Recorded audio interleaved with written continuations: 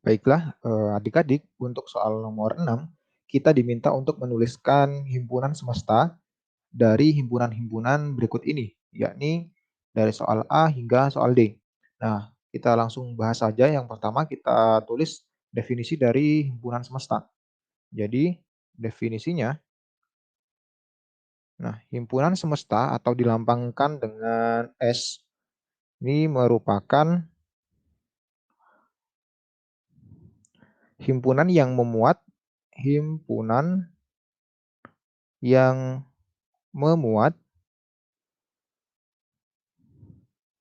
semua objek atau anggota, semua objek atau anggota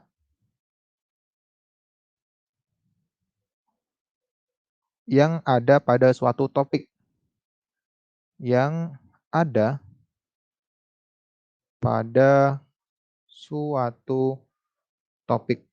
Nah, ini artinya jika di sini himpunan A, B, C, dan D ini memiliki anggota-anggota masing-masing, maka himpunan semestanya ini adalah definisi dari anggota-anggota ini. Kira-kira ini anggota-anggotanya itu termasuk kelompok objek apa gitu.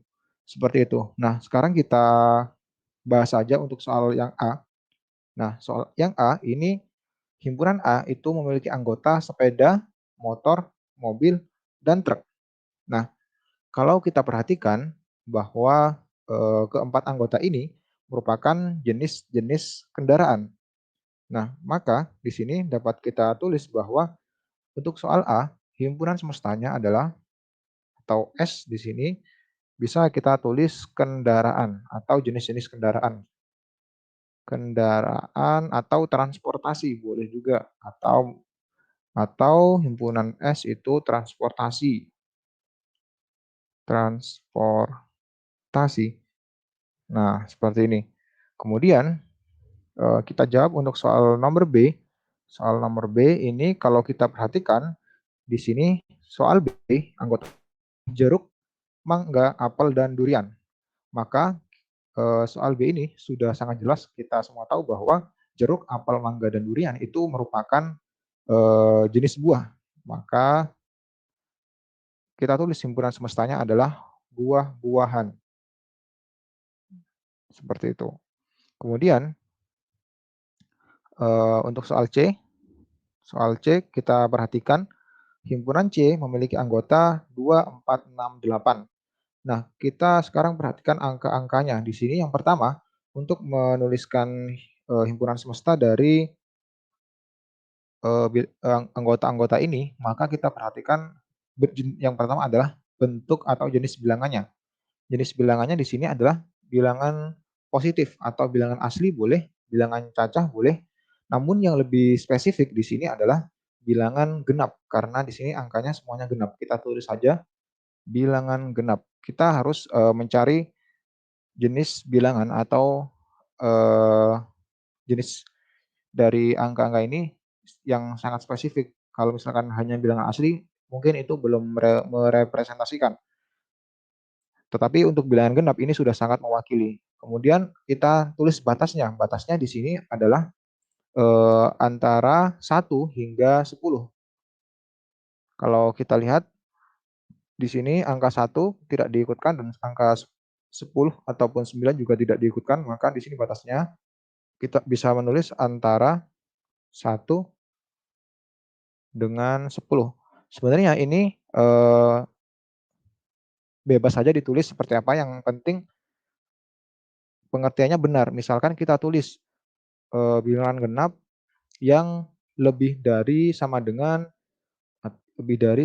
2 dan misalkan kurang dari sama dengan maaf untuk tandanya mungkin terbalik.